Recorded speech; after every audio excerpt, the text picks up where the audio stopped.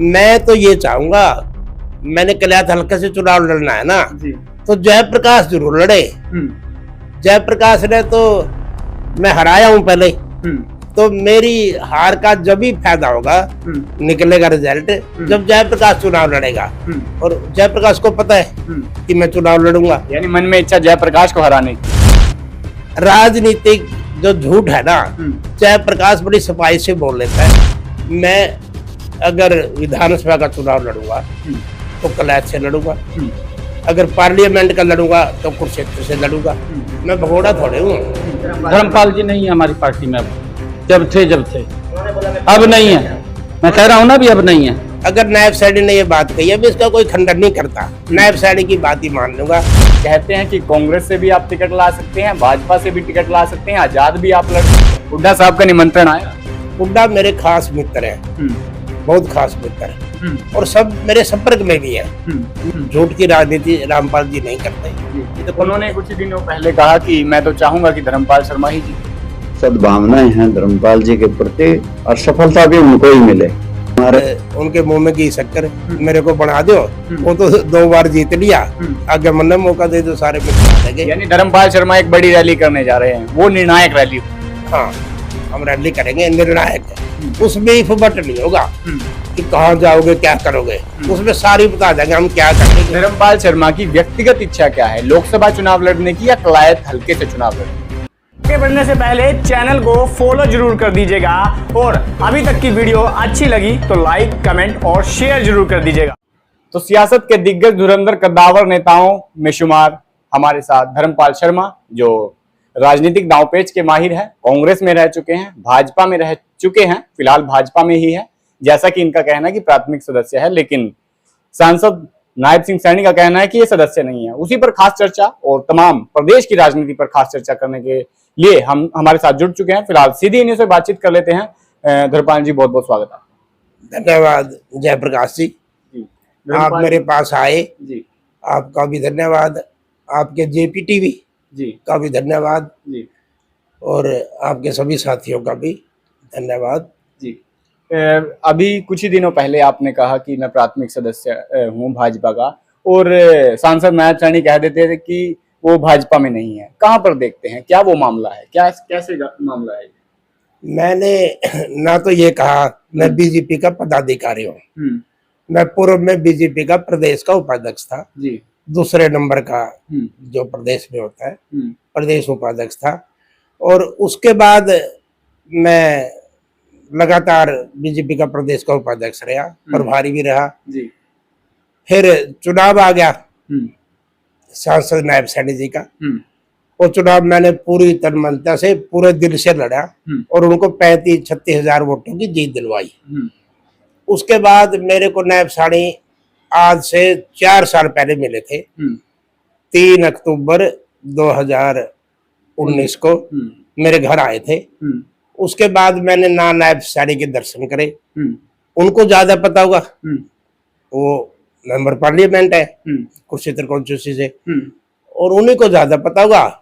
उन्होंने कहा तो ठीक ही कहा होगा। यानी आप भाजपा में नहीं है? मैं भाजपा का, मैं प्राथमिक मेंबर तो 10 करोड़ है भाजपा के, उन 10 करोड़ों में मैं भी शुमार हूँ। तो अगर नायब सैनी पे कोई ऐसी सूचना है तो उसी की बात मान ले। सदस्य है तो भाजपा में ही हुए ना? सदस्य का कोई रिकॉर्ड है ना जो ये जी, प्राथमिक मेंबर का, एक बूथ में पता नहीं 100 है, तो मेरे तो नोटिस में है नहीं कि मैं प्राथमिक मेंबर नहीं हूँ। अगर नायब सैनी ने ये बात कही है, मैं इसका कोई खंडन नहीं करता, नायब सैनी की बात ही मान लूंगा। मेंबर पार्लियामेंट है वो, उन्हीं की मान लेंगे अपना। मेंबर ऑफ पार्लियामेंट है वो, आपने सही कहा, लेकिन ये जो बात है सदस्यता की खंडन करने की, ये तो शायद संगठन की बात है ना? हाँ, तो संगठन के लोगों को कहे तो कहीं जचती है। चलो नायब सैनी ने कह दिया, उसकी बात भी सिर माथे। मेरे को इस बात से कोई लंबा चौड़ा उनसे कोई नाराजगी नहीं है। उन्होंने कहा तो ठीक ही कहा होगा, मैं उन्हीं की बात में फूल चढ़ा देता हूँ। आपको सियासी दावपेच का माहिर कहा जाता है। कहते हैं कि कांग्रेस से भी आप टिकट ला सकते हैं, भाजपा से भी टिकट ला सकते हैं, आजाद भी आप लड़ सकते हैं, साथियों की आपकी टीम है। तो क्या है वो मामला कि कांग्रेस में भी अंदरूनी खाते आपकी पूरी स्पेट है? और भाजपा में भी आपकी पूरी पैठ है, जो लोगों का कहना है। मैं राजनीति में 40-42 साल से हूँ जी। और सभी पार्टियों में मेरे साथी हैं। जो बड़े बड़े नेता कहलवाते हैं वो मेरे साथी हैं और सभी मेरे से बात करते हैं जी। हमारे पास आ जाओ, हमारे पास आ जाओ। हुड्डा साहब का निमंत्रण आया? हुड्डा मेरे खास मित्र हैं, बहुत खास मित्र जी। तो निमंत्रण तो मेरे को तो सोनिया गांधी जी भी जाने, अच्छा। राहुल गांधी भी जाने, प्रधानमंत्री नरेंद्र मोदी जी भी जानते हैं, अमित शाह जी भी जानते हैं, मेरे को तो नड्डा जी भी जाने, मेरे को पार्टियों के बड़े बड़े दिग्गज, चाहे केजरीवाल है वो मेरे घर भी आया है। अच्छा। तो ये सारे जानते हैं मेरे को और सब मेरे संपर्क में भी है। मैं उनके संपर्क में नहीं, वो मेरे संपर्क में है। कलैत हल्का के लोग जहां भी कहेंगे ऐसी राजनीति में करूंगा, ये नहीं कहता मैं आज मैं उस पार्टी में चला गया। मैं आज किसी पार्टी की बात नहीं करूंगा, लेकिन जो हरियाणा की राजनीति होगी, जो समीकरण है। दोस्तों, मैं आपका अपना शिवम अत्री हीरा कंसल्टेंसी कैथल से आप हमसे tourist visa, student visa, work permit, PR filing करवा सकते हैं। सारे पैसे वीजा लगने के बाद हम आपका समय भी बचाएंगे, पैसे भी बचाएंगे और आपको धोखेबाजों से भी बचाएंगे। एक बार हीरा कंसल्टेंसी जरूर आए, आपकी अपनी हीरा कंसल्टेंसी कैथल। मैं एक बात मानता हूँ जयप्रकाश जी, राजनीति का आने वाले 2 महीने के बाद जी, बहुत बड़ा ध्रुवीकरण होना है और 2 महीने के बाद आप मेरे पास आ जियो, मैं बता दूंगा किसकी सरकार बनेगी, मैं किस पार्टी में लोग मेरे को लेके जाएंगे। लोग सब समझते हैं, हमारे युवा साथी समझते हैं भी मेरे को कहाँ जाना है।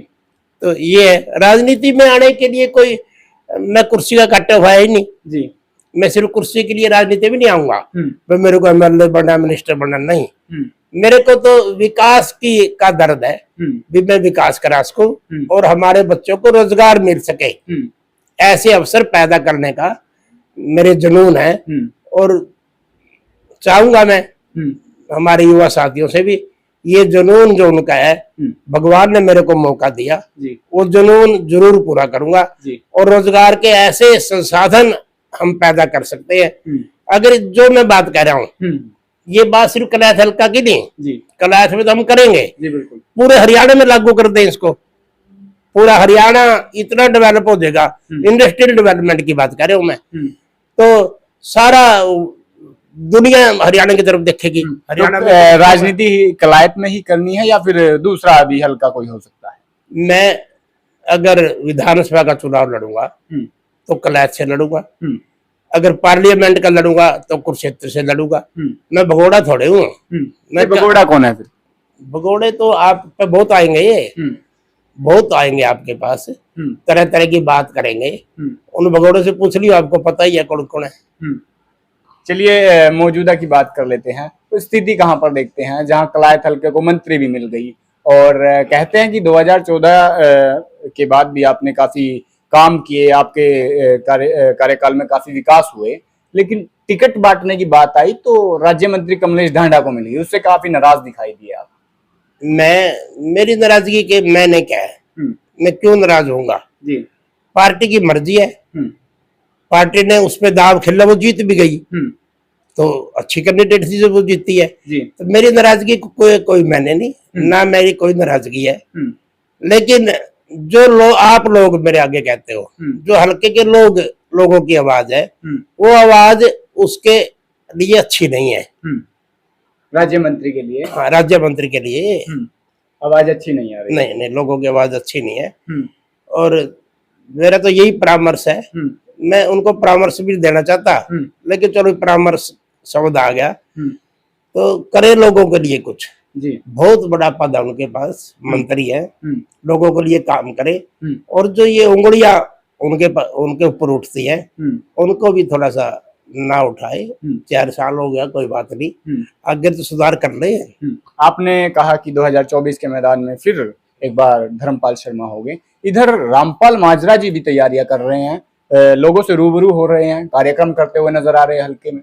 रामपाल माजरा कोई छोटा नेता नहीं है, पहले 2 बार एमएलए रहे हैं रामपाल जी, और राजनीति भी अच्छी करते हैं। झूठ की राजनीति रामपाल जी नहीं करते। ठीक है, मेरे मित्र है रामपाल जी, उनको हक है वो करें, अच्छी राजनीति कर रहे हैं वो, और लोगों के बीच जाना चाहिए।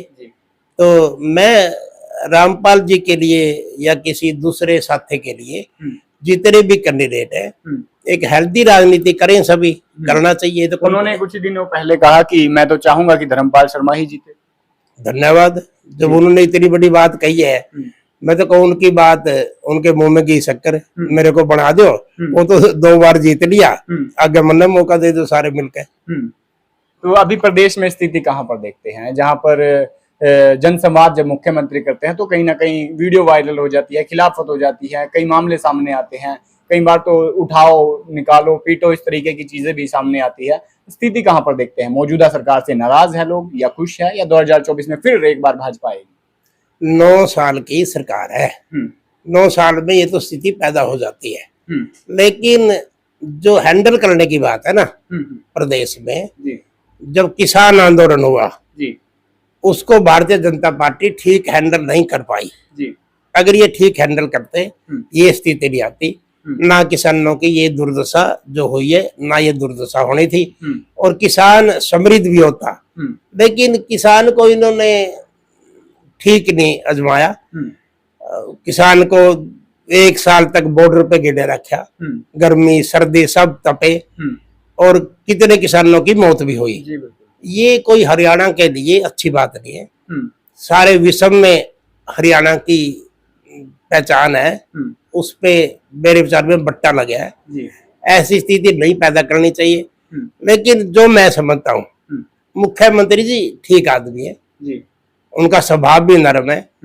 कहीं ना कहीं जो उनके पीछे चुगरदे को टोली है, वो टोली की सलाह अच्छी नहीं होती, और मुख्यमंत्री को माननी भी पड़ जाए, जो गिनती का खेल है। एमएलए तो 40 हैं, जी बिल्कुल, बाकी कोई इंडिपेंडेंट जेजेपी के आगे, मुख्यमंत्री को भी कहीं ना कहीं मजबूर होना पड़ता है। चौधरी वीरेंद्र सिंह ने कल रैली की है और उसमें भी निर्णय नहीं ले पाए, क्या उसी मुहाने पर खड़े हैं धर्मपाल शर्मा? चौधरी वीरेंद्र सिंह बड़े के साथ आपने पार्टी को छोड़ा था उसी समय में और भाजपा में आए थे। चौधरी वीरेंद्र सिंह धर्मपाल शर्मा के राजनीतिक गुरु हैं जी, और उनकी जो राजनीति आज है, आज जिस बहाने पे खड़े हैं, और रैली का जो संदेश गया, कंडीशनल राजनीति उन्होंने की। राजनीति तो अनकंडीशनल होती है। मैं आपको एक एग्जांपल देके बताता हूँ। रोहतक में चौधरी भजनलाल की रैली थी, जब उन्होंने हरियाणा विकास पार्टी बनाई। उसमें उनके पुत्र सांसद थे कुलदीप बिश्नोई, और उन्होंने पोस्ट डेटेड तारीख डाल के भाई इतने दिन तो मेंबर पार्लियामेंट रहेंगे, उन्होंने रिजाइन किया। वो बात लोगों को हजम नहीं हुई। यही स्थिति चौधरी वीरेंद्र सिंह ने कर ली, उनके पुत्र भी मेंबर पार्लियामेंट है। राजनीति में तो सख्त फैसला लेना चाहिए, इफ बट की राजनीति अच्छी नहीं होती। चौधरी वीरेंद्र सिंह बहुत बड़े नेता है, लेकिन स्पष्ट संकेत कोई नहीं गया। लोगों ने इस बात को मेरे विचार में तो पसंद नहीं किया। बाकी चौधरी वीरेंद्र सिंह जाने, उन्होंने राजनीति में सिर्फ उछाना क्षेत्र तक बंद गए। इसकी उम्र क्या है दुष्यंत की? 30 साल का। चौधरी वीरेंद्र सिंह 77 साल के, वो बराबर खड़ा कर लिया। चौधरी वीरेंद्र सिंह बहुत बड़े नेता हैं, दुष्यंत उनके मुकाबले में छोटा है, लेकिन तो बराबर का कर लिया। और सिर्फ उचाड़ने की बात, पूरे हरियाणा की बात करो ना, आप बड़े नेता हो, पूरे प्रदेश की बात करो।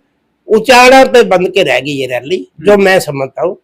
मैं गलत भी हो सकता हूँ, मेरी बात जरूरी नहीं कोई ठीक हो, लेकिन जो मैंने चैनलों के माध्यम से, चौधरी वीरेंद्र सिंह का लेक्चर के माध्यम से जो मैंने सुना है, तो उन्होंने दृढ़ता नहीं दिखाई, मजबूती नहीं दिखाई।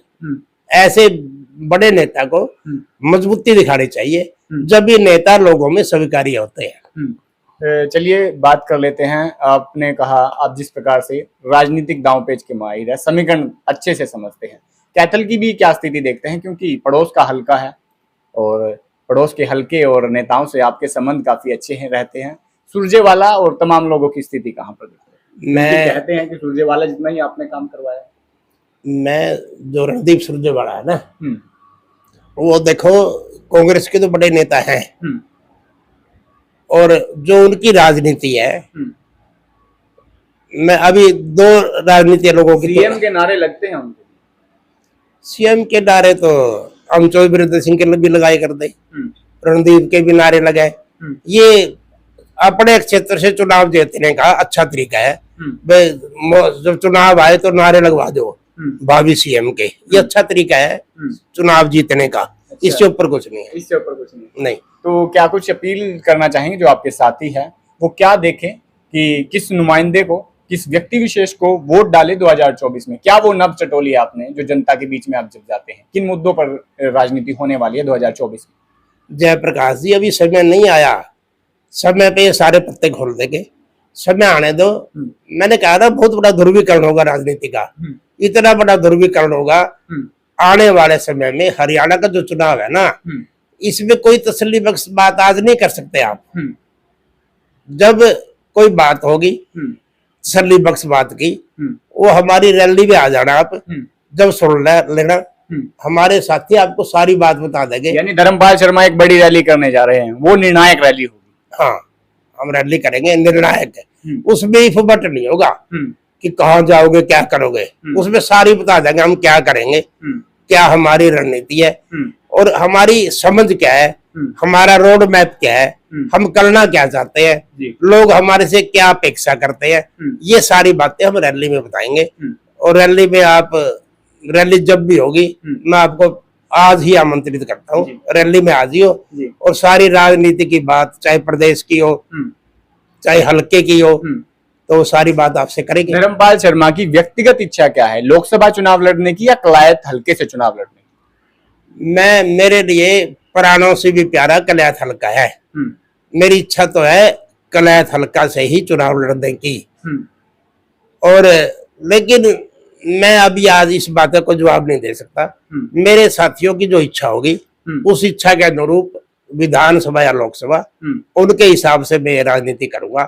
मेरी अपनी राजनीति कोई नहीं है, ना मैं कोई कुर्सी का काटे हो, या ना मुझे कुर्सी मिले या ना मिले, लेकिन मैं लोगों के साथ जो मेरा जुड़ाव है वो मेरा बना रहे। उसके सभी के साथ संबंध अच्छे हैं। जयप्रकाश जी के साथ कैसे संबंध है? जयप्रकाश तो मेरे गुआंढ का है, मेरे पड़ोस के गांव का है, और जयप्रकाश के लिए मैं, जयप्रकाश ठीक है, राजनीति करता है। वो भी तो सामने होंगे, वो भी कह रहे हैं कि कलायत से चुनाव लड़ना चाहते हैं, अपने बेटे को चुनाव लड़वाना चाहते हैं। आप भी जयप्रकाश हो जी, वो भी जयप्रकाश है। मैं तो ये चाहूंगा, मैंने कलायत हल्के से चुनाव लड़ना है ना जी, तो जयप्रकाश जरूर लड़े। जयप्रकाश ने तो मैं हराया हूं पहले, तो मेरी हार का जब भी फायदा होगा, निकलेगा रिजल्ट जब जयप्रकाश चुनाव लड़ेगा, और जयप्रकाश को पता है कि मैं चुनाव लड़ूंगा। यानी मन में इच्छा जयप्रकाश को हराने की है। जयप्रकाश को, सिर्फ जयप्रकाश को हराने के लिए जब चुनाव आएगा, जो जयप्रकाश की ये राजनीति है ना, अब हमारे भतीजे का नाम ले लिया, वो विकास का नाम लेता है, विकास को लड़ाऊंगा। लेकिन जयप्रकाश की तो पुरानी राजनीति है, राजनीतिक जो झूठ है ना, जयप्रकाश बड़ी सफाई से बोल लेता है। अच्छा। आप भी जयप्रकाश हो, आप ना इस बात काम में बढ़िया। ठीक है सर। तो ये थे हमारे साथ धर्मपाल शर्मा जी, जो सियासी दावपेच के माहिर है और पुरानी राजनीति की अच्छी पकड़, प्रदेश की, देश की और अच्छी जानकारी रखते हैं। लेकिन कलायत हल्के में 2024 में एक बड़ा घमासान हो सकता है, जिस प्रकार से इन्होंने अभी तक अपने पत्ते नहीं खोले हैं और तमाम राजनेता भी मैदान में कूदने के लिए तैयार हो चुके हैं। फिलहाल कलायत हल्के में और पूरे प्रदेश भर में 2024 में क्या रहेगा, ये वक्त के जहन में है। इस वीडियो को ज्यादा शेयर करें और कमेंट बॉक्स में अपनी राय जरूर दीजिएगा।